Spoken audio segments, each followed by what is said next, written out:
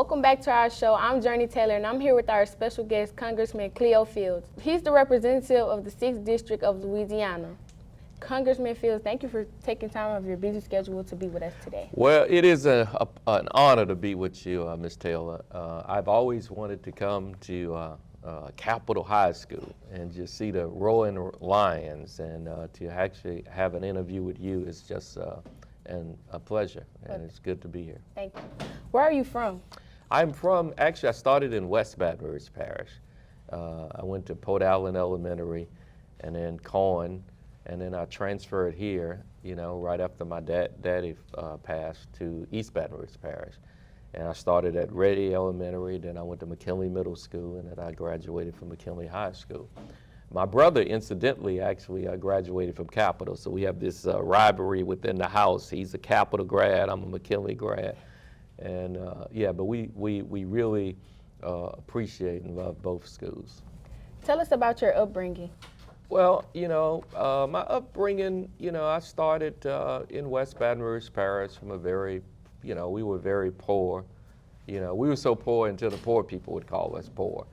From a family of 10. Mom and dad had 10 children. Daddy died when I was 5. But Mom always inspired us, Just because you come up by way of the rough side of the mountain doesn't mean you can't reach the top. So she was a big inspiration to all of us. We really didn't know we were poor, but that was a big inspiration. What got me involved in politics, Ms. Taylor, was when you get to the 6th grade, you go to the middle school. And I was in elementary school, and I would always want, my goal in life was to be a police officer. That's all I wanted to do, is be a police officer. People say, what you want to be? And most people in elementary school, they either wanted to be a police officer or a fireman. And then when I got to the 6th grade, first day of school, everybody stand up, state their name and what they want to be in the future. That was the way we used to do it back then. And it was Miss Dickerson's class in the 6th grade at McKinley Middle School.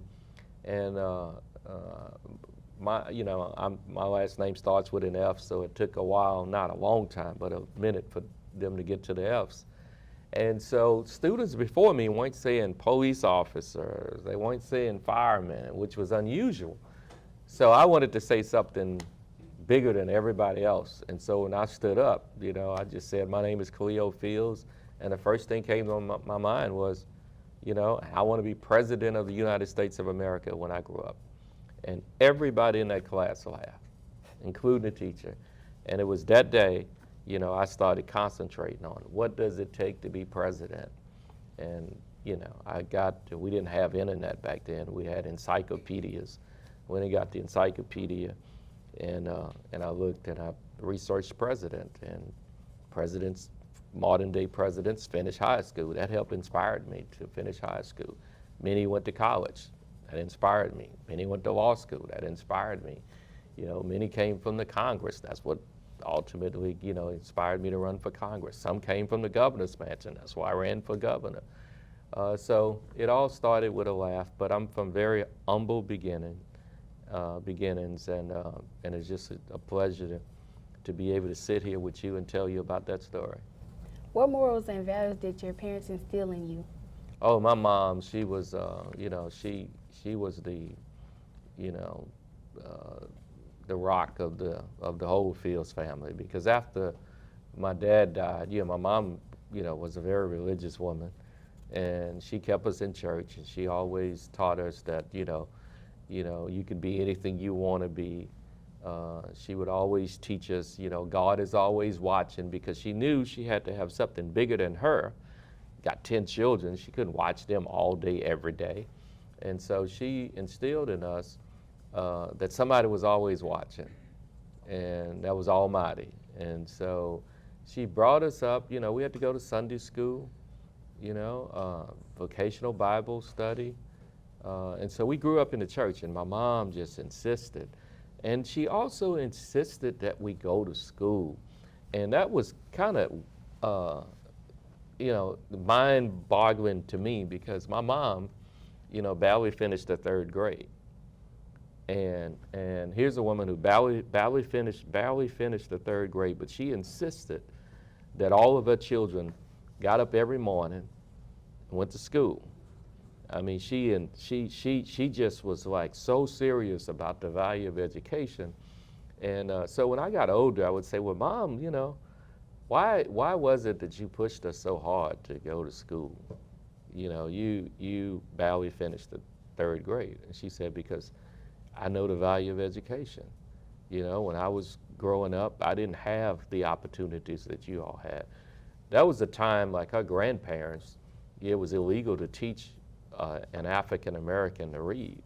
So the value of education became more and more important, you know, over time. And so that's why I say to young people, always listen to your parents. You know, listen to them, because the expectations, you know, like if you want to be a Sylvia Weatherspoon, for example, your expectations are going to be higher. People are going to have higher expectations for you than your counterpart. You know, you got to work harder. You got to show up earlier.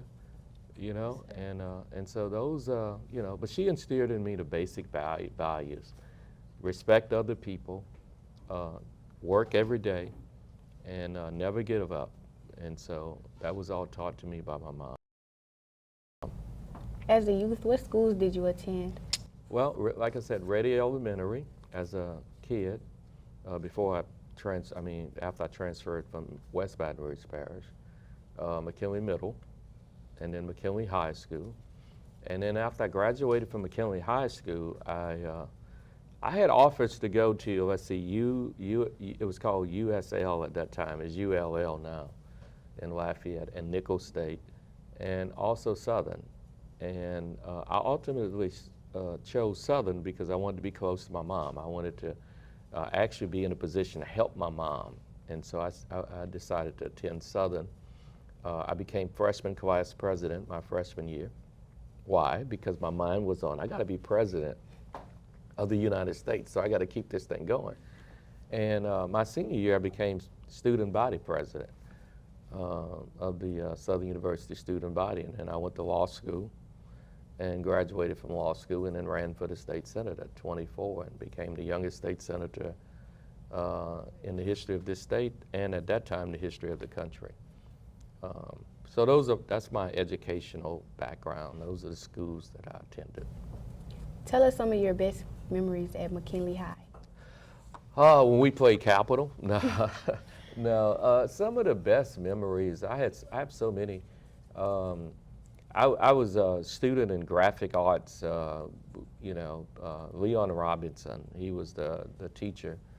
And we were I think we were the only school in the district that actually had a graphic arts program. And so I felt a sense of pride, because what we were doing in the graphic arts program at McKinley was really helping all of the schools across the parish. You know, for example, when Capitol would have its graduation, those programs were printed by me, by McKinley. We did that. And we did it for all of the schools all across the parish. So that was like, it was a sense of need, and it was a life-changing experience, because there was a student who was my counterpart, Clyde Trim. He ended up going into the business. Today he prints, and I started actually, but when I got to college, I couldn't keep printing. I had to go to college. Go to school. But I started working for City National Bank. I was doing all the printing for City National Bank, all the deposit slips, the withdrawal slips, all the things you see when you walk into the bank. Those were things that I actually printed. And at that time, that was in-house printing. Banks would print their own stuff. That's not so today. Banks basically form a lot of that stuff out. Tell us some of the teachers that made an impact on you. Oh, there's a lot. Let's start with Ms. Dickerson, because when I tell people that when I was laughed at, and when I said I wanted to be president, I just wanted to say the biggest thing, and everybody laughed, including the teacher. That was Ms. Dickerson. They weren't laughing, particularly Ms. Dickerson. I know Ms. Dickerson, she was not laughing, out of fun. She was, she was laughing basically. Um, you ever started laughing at something because everybody else started laughing? And it was one of those moments, everybody else started laughing, and, and it was one of those moments where she just like, felt like she had to laugh. But she was such an inspiration to me. Ms. Dickerson, she would take her time with you. When I wasn't, on par with the rest of the students, she would take her time, and she would get me, on par.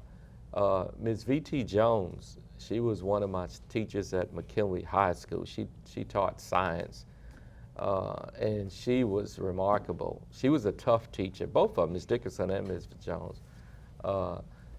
She would, I ran for vice president of the senior class when I was a senior at McKinley.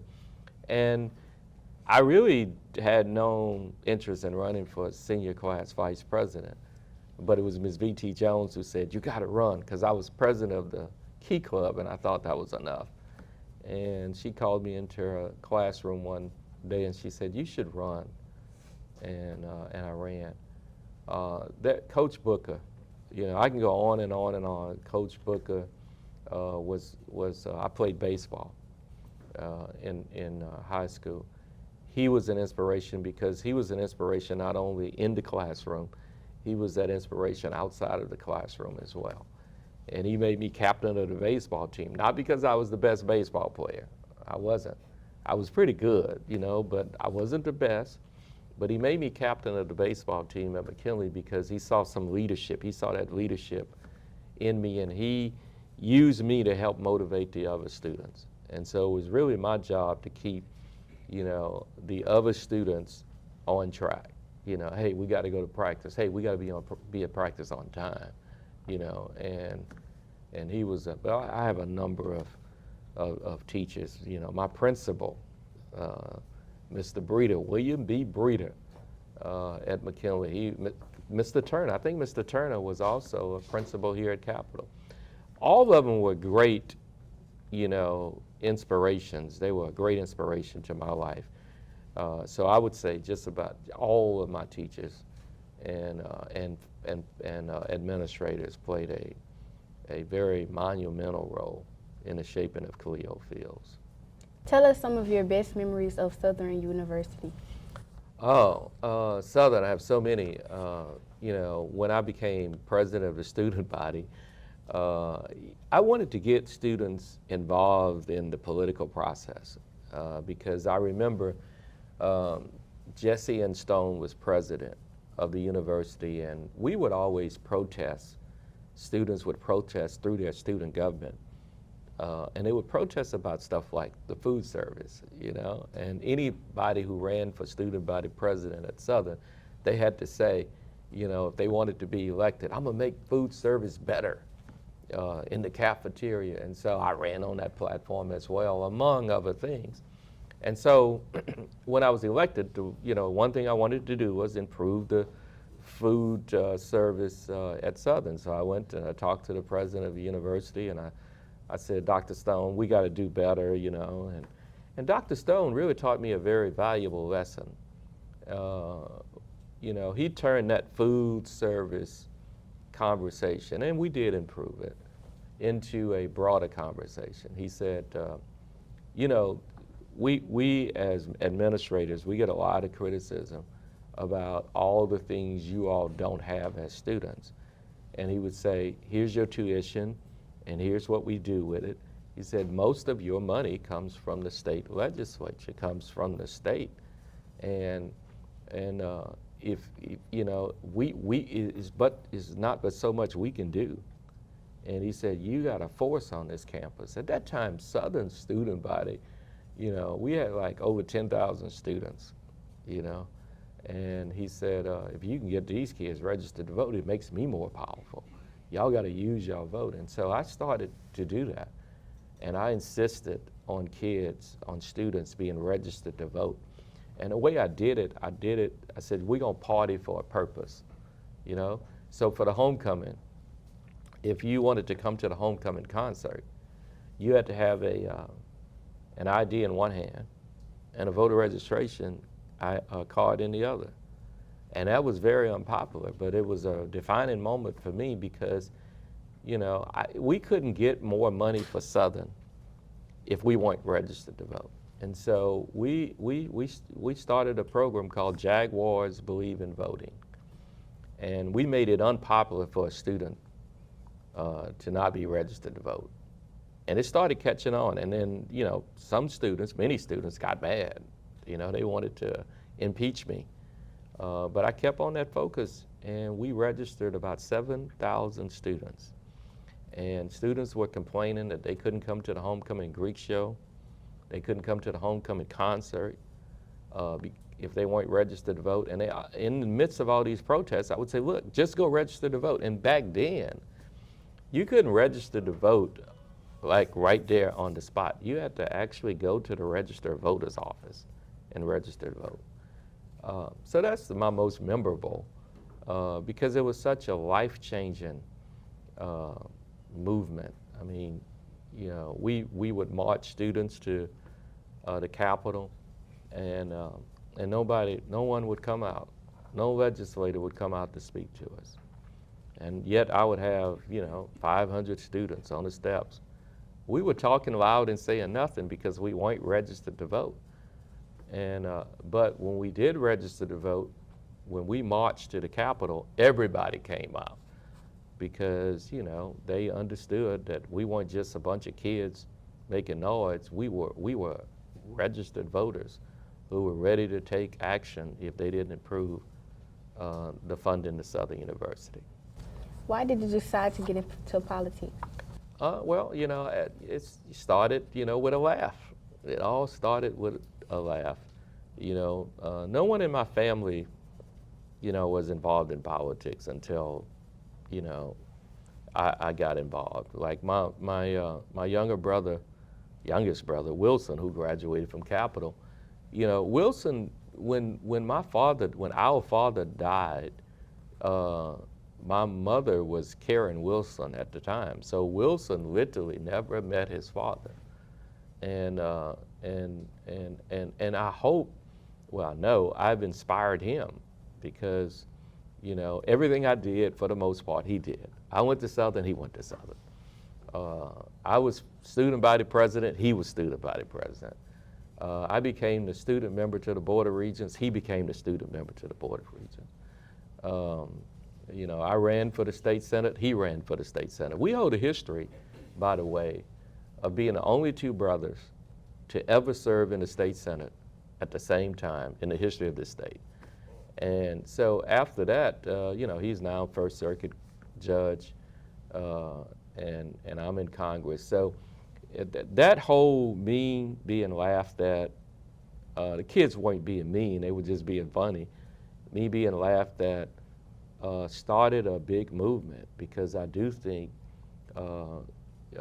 my younger brother has really followed my footsteps in being involved in politics. And that's why I tell students, you know, you got little brothers and little sisters, they're gonna follow your lead, you know, and you gotta set that example.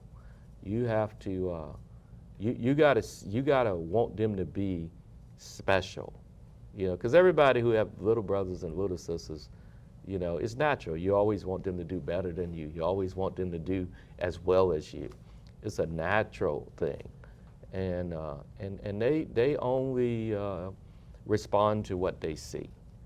And because I was laughed at, I was able to set an example, and others in my family followed. And there's no difference for you, Journii. I mean, the same thing. You got a little sister or a little brother, they're gonna follow your lead. And you gotta just give them that solid example. What's it like being a representative of the 6th District of Louisiana? Oh, I was hoping you didn't ask that question. It's tough. It's tough because, you know, right now we're in a government shutdown, you know, and to me it's discouraging. You know, this is not my first time serving in Congress. I served in Congress from 93 to 97. At that time, 2 years of that 4-year tenure Democrats were in control. And the other 2 years, the Republicans were in control. And I've seen it 32 years ago both ways. I've seen it when Democrats were in control, and I've lived it when Republicans were in control.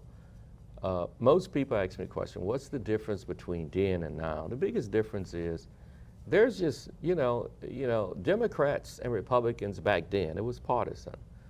But when it came to government shutdowns, the president always played a key role, irrespective of his party. He would always say, okay, let me bring the Democratic leadership and the Republican leadership to the White House, and let's work this out. And that was always, this is not my first government shutdown. I've been in a few. But the president was always able to get us together, and we always worked it out for the betterment of the American people. Not so now. I mean, it's a different kind of feel. And I was telling my freshman class, it's so different. Now the president, he encourages a government shutdown.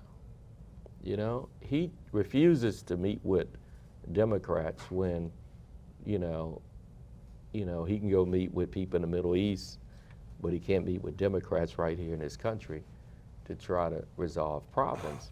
But it's a unique job, and I tell people being a member of Congress is an awesome responsibility, but it's very unique because no one can, be placed in the U.S. House of Representatives but by the people. That's why we call it the People's House. If a person resigns from the U.S. Senate, or if they die in office, the governor of that state appoints the successor. But not if you're a member of Congress. You got to have an election. That seat is vacant until there's an election. And so it's an awesome place to be. I wish times were better, and I hope and pray that times get better, because there are a lot of people who look up to us as members of Congress for leadership. And we need to let people know that we don't represent the president. The president is not my constituent. You are. I represent you. And if more members of Congress start, taking that into account, I think we have a better Congress, and as a result, we have a better government. And I close on this note in terms of that question, and this is not picking on President Trump. This is just who I am. I had to say to Bill Clinton, former President Bill Clinton, I'm not voting for NAFTA. I'm not voting for it because it's going to hurt people in my district. I had at that time a lot of textile jobs it was the 4th Congressional District back then. And the president called me into the Oval Office and he said, Cleo, my presidency depends on it. You got to vote for this, No, I don't. I mean, tell me what we're going to do with these people when they lose their jobs. And I ended up voting against NAFTA. It passed. People lost their jobs. And I tell folk in Congress to this day, you don't represent the president. You represent the people of your district. And hopefully that message will trickle down and we have a better government. There are 3 branches, and all are independent. The president shouldn't be running the legislative branch. That is something different for me. The president should run the executive branch, and we should run the legislative branch. And that's been one of the biggest challenges I've had this term, is to see, is to be a part of a branch that have just really given up its authority to another branch, which is to me so unconstitutional. When people went to the polls, they elected people because they wanted 3 branches of government. But having said all that, it is a remarkable opportunity, and I'm always thankful to the people of Louisiana for giving it to me. The people of Louisiana have been very nice to me. I have the history of being the longest I've had the longest gap in service than any other member in Congress. There's not another member in Congress who can talk to you from a perspective of being out of Congress for 28 years and then returning. And that speaks volumes to the people, that I represent. And I don't take that lightly. I'm so appreciative. What do you like most about being in Congress? What I like most about being in Congress, the easier question would have been what I don't like. What I like most about well, you represent people. I enjoy having town hall meetings because I believe that there's so many people who look like me who do not feel close to a member of Congress. Thus, that's why we fought so hard for the creation of majority-minority districts. There's so many people whose voices have been just ignored. We were going through the budgetary process not too long ago, and normally, you make your requests. Organizations, universities, they make their requests to the member of Congress, and then the member of Congress then try to, accommodate them. And one of my legislative staffers, when we have these weekly meetings in Washington, I would say now, that Southern, I represent Southern. And I'm always, like, what have we, what are we fighting for Southern University? And one of my staffers said, well, Southern didn't make any requests. And it really irked me, and, I had to sensitize my staff.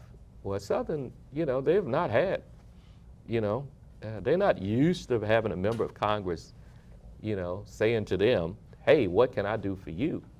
And so it's your job to go call Southern. That's, you know what monies are available. Call them and have them to make applications so we can get them some money. Same thing when I was in the state legislature. Southern has always had the luxury of having an African-American state senator. But I've always been proactive with institutions like Southern and Grambling because they have to fight so hard. They're so busy fighting and defending what they have. Sometimes they don't even have time to request things they don't have. And that's a true story. If somebody always keep you on defense, it's hard to play offense if you don't ever have the ball, And so many of our historically black colleges find themselves in that position. And it's incumbent upon, members of the Black Caucus to take that into account and say, let me see what I can do for Southern. And that's why, Southern, largely because of my leadership when I was in the legislature, they're going to have a brand new laboratory school. Why was that important to me? It was important to me because, education, you walk into a school and Southern does such a great job. Like y'all have transformed. They always have little and they do a lot with it. And I put $70-some million in the budget before I left the state legislature to build Southern a brand new laboratory school. I mean, they were like, we want to fix this. Can we fix it? And I said, no, let's just build a new one. What are some challenges as a congressman? There are a lot. One, dealing with a president who feels like he's a dictator. That's one big challenge. The challenge of representing your constituents in very tough times, which is a little unusual for me because, irrespective of, in the legislature, in the Congress, that there are two recognizable parties, a Democrat, Republican. And we have in the past been able to move the country forward, by putting our party affiliation on the side, so to speak, and working out things that are real important to the American people. Like in November, there are a lot of people going to lose their SNAP benefits. That pains me at night, There are members of my staff who are not being paid. That pains me, there, I just learned yesterday the IRS just shut their doors for constituent services, which means that if somebody in my district have a problem with the IRS, my office can't help them because there's no one to talk to. That pains me. I mean, if you're really in this for the right reason, and that is representing people, that's why they call me representative, to represent people, you have to take all of those things serious. And that has been one of the biggest challenges I've had as a member of Congress. I have two bills that's directly related to you and I that I've introduced in Congress, for example. And those bills won't be heard this session because, we in a shutdown, which makes no sense. One deals with, there's such a big gap, teacher gap we have in this country, and people are not taking it serious enough. Folk are not majoring in education, not just in Louisiana, but all across this country. When I graduated from Southern, in '84, the largest college was the College of Education. When they would call the College of Education, everybody was like, okay, we'll be here for another 30 minutes because they would all have to walk across the stage to get their degrees. Now the smallest class on most college campuses is the College of Education. Why? Because students are not majoring in education. So I'm trying to open up that pipeline because in a few years, we're not going to have people to teach our children.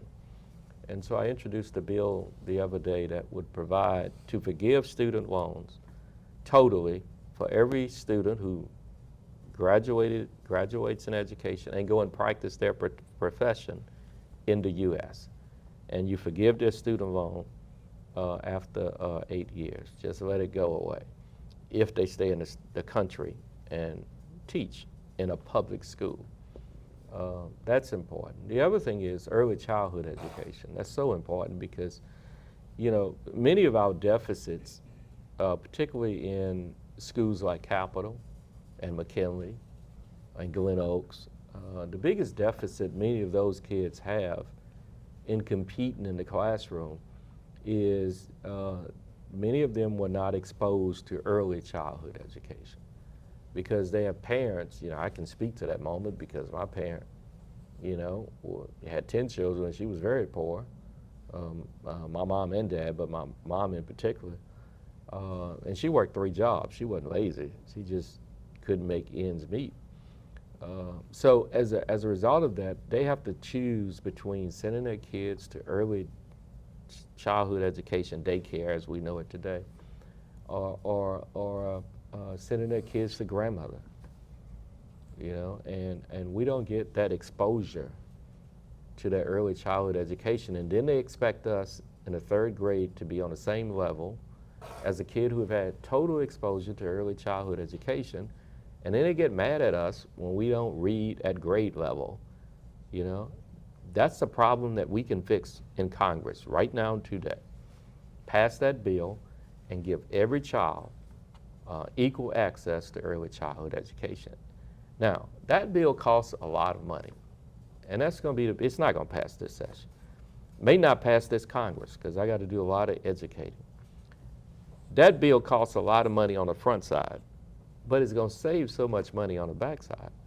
Why is it going to cost so much money to put open up spots so kids can have access to early childhood education?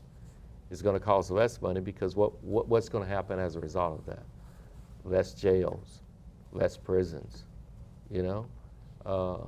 But we got to, as a Congress, we got to stand up and just say, okay, that makes sense, so let's do it. What is your vision for your district? My vision for the district is, economically, there are some parts of the district that we have a lot of work to improve economic development. I'm approaching one of these, like we got a lot of food deserts, for example, in our district. There's a food desert in North Baton Rouge. And for the life of me, I don't understand why grocery stores won't locate, in North Baton Rouge, the mouth of Southern, And I had it almost worked out at one point where a grocery store was actually going to come to right in the mouth of Southern on Scenic Highway, and was going to open up. And I don't buy the story about, well, it's not economically feasible for a grocery store to be in North Baton Rouge. That's silly, People in North Baton Rouge make grocery, come on.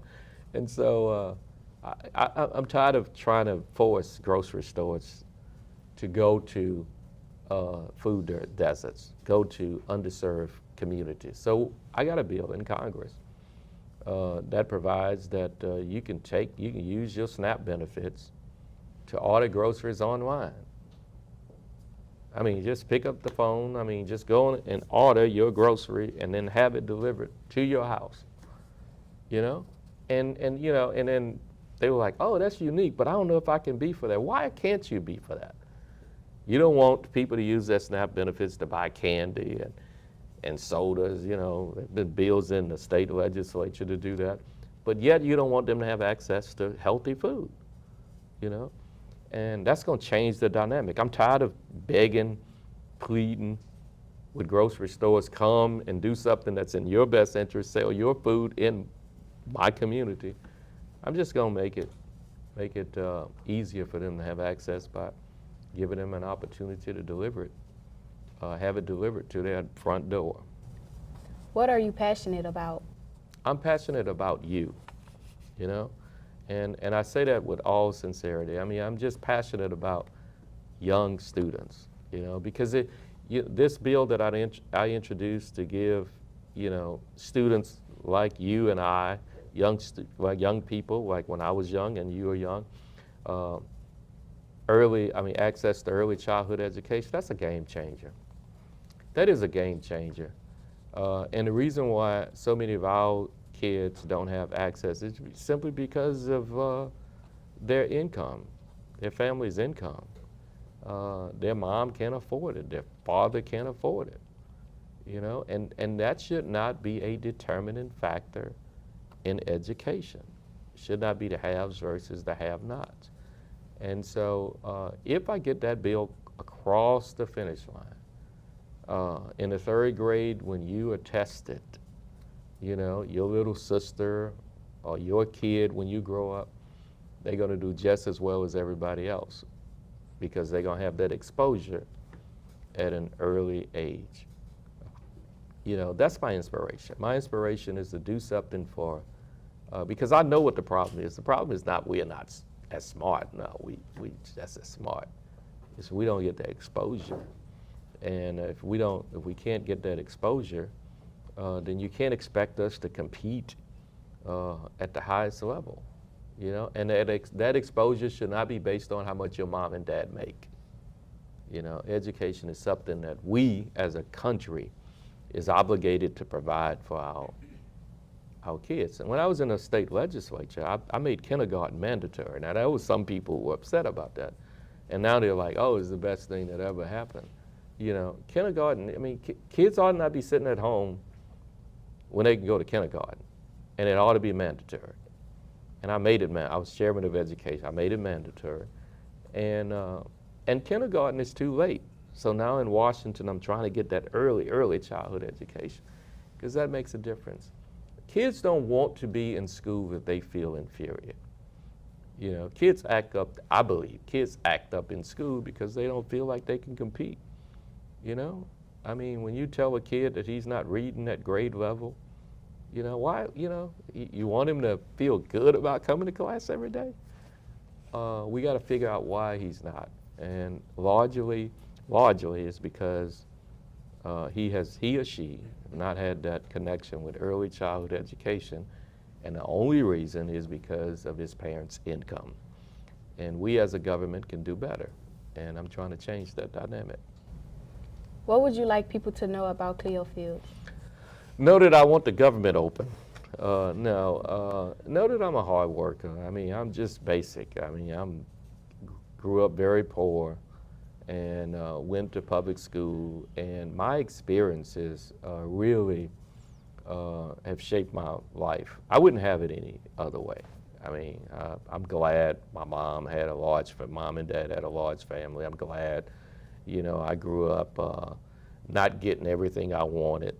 Uh, I'm glad about all of the circumstances of my life because it has shaped me to be a better person. When I go and argue on the floor of the Congress for, the free lunch programs, I had an interesting conversation 30 years ago with Newt Gingrich, who was the Speaker of the House back then. He's a Republican, and at that time, Democrats and Republicans would meet after work and sit down and talk about legislation. Many of them just did not understand why does the government need to feed a kid? Why won't parents, we're talking about a summer feeding program, why can't the parents feed kids? I mean, that's the parents' responsibility. That's not government's responsibility. Parent ought to feed the kid. And I had to tell him about, had to tell them about how I grew up. My mom wasn't lazy. My mama wanted to feed her kids. My mama would work 3 jobs to feed her kids. Sometimes people need a little help. And it was those conversations that pushed that summer feeding program.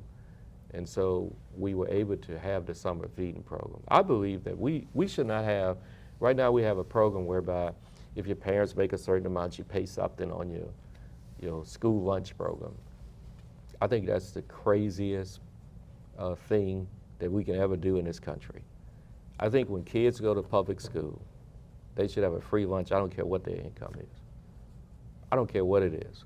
I don't care if their parents make a whole lot of money or no money at all. Everybody should have a free lunch at school, and it should not be proportionate. First of all, we have the money to do it, and if we can't feed our kids in an educational setting, it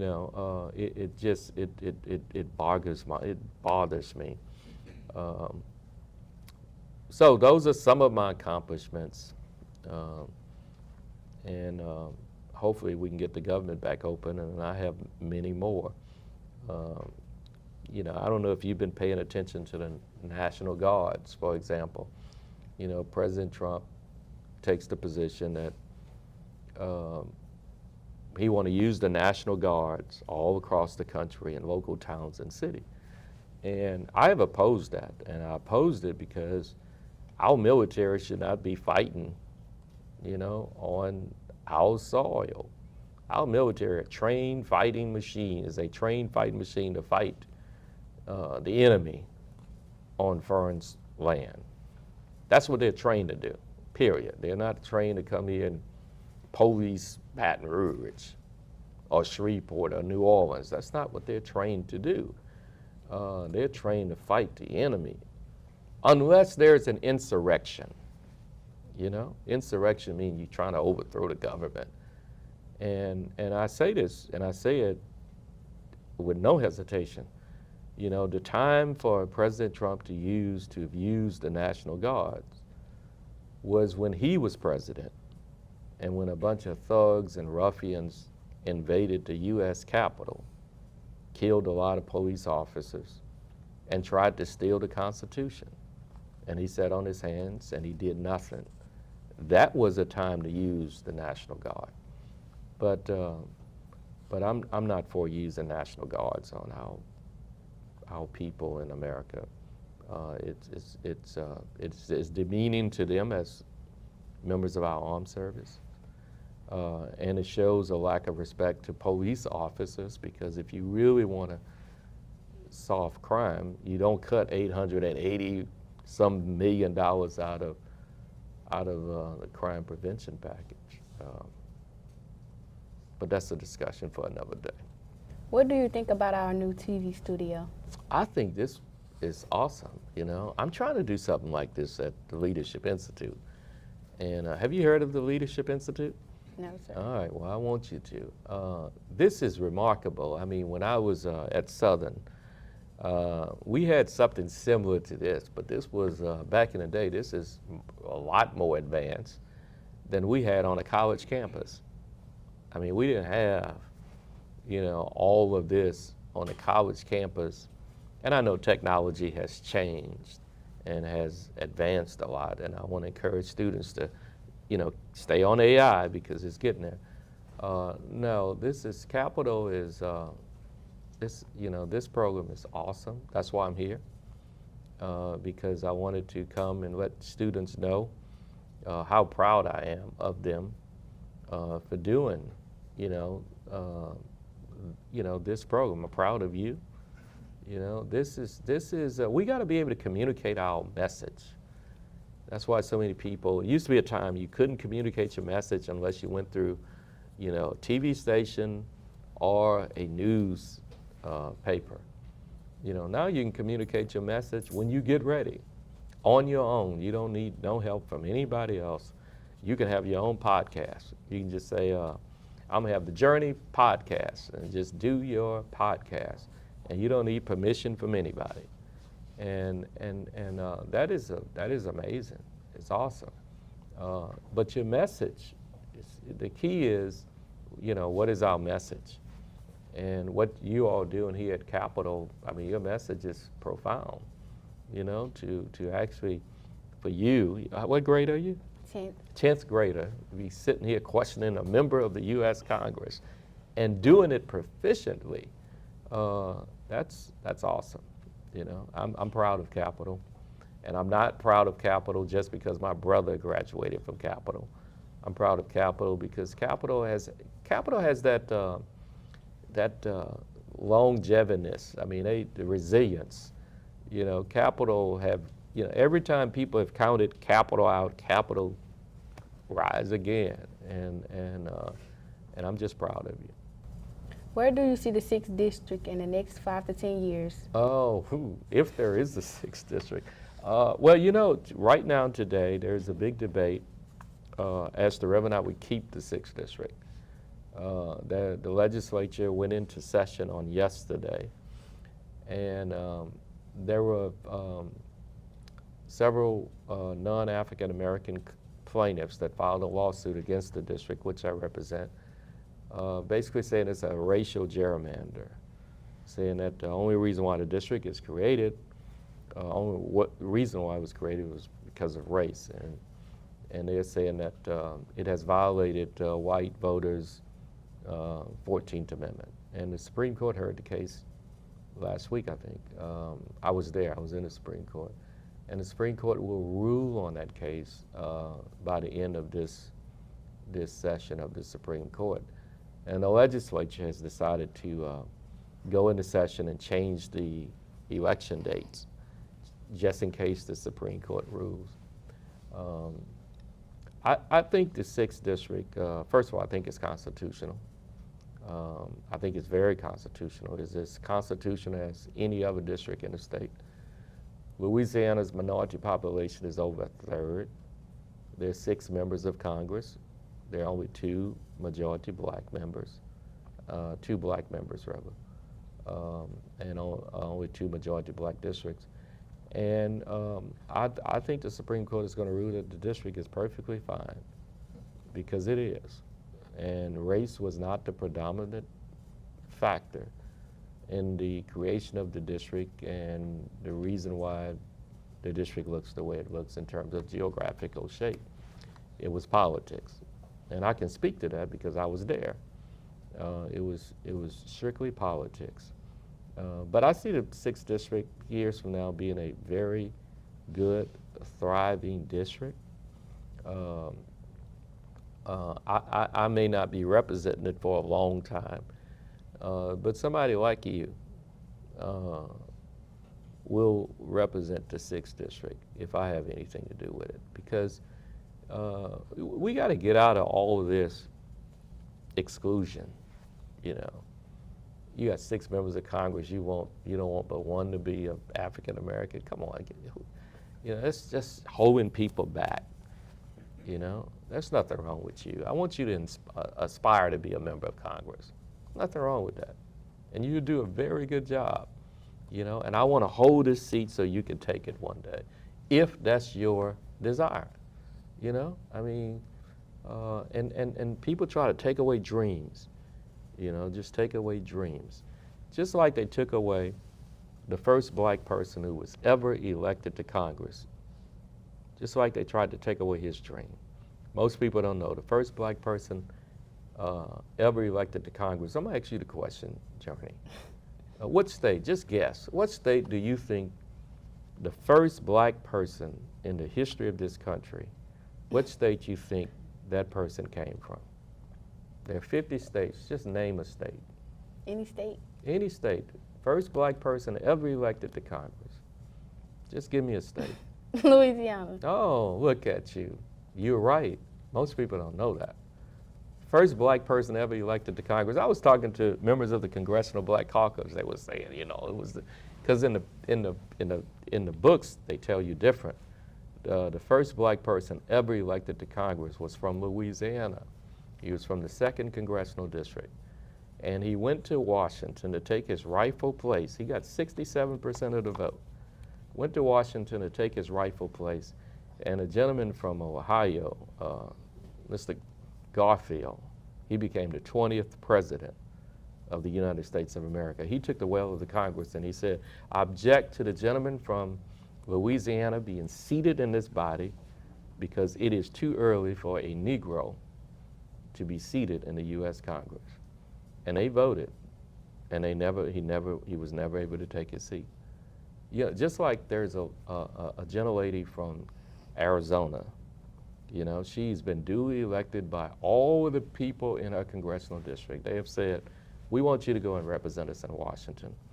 Yet the Speaker of the House, you know, has delayed her taking the oath of office, which means that she doesn't have the same rights that I have as a member of Congress, although the people in her district have already duly elected her. It's just wrong, you know, it's just wrong. And look, I want to right some of those wrongs. And I want to right some of those wrongs by maintaining this district so that a person like me can represent it now, henceforth, and forevermore.